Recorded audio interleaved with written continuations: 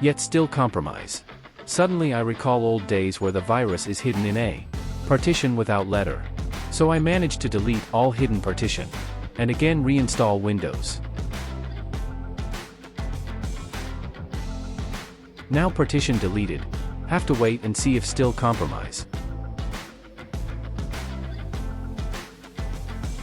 As precaution, I think it is better to redirect those port away.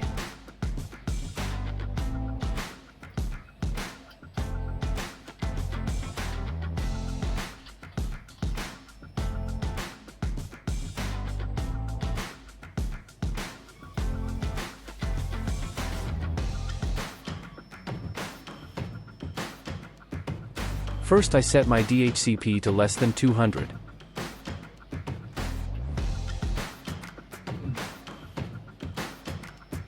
Then I port forward those virus port to 200 above.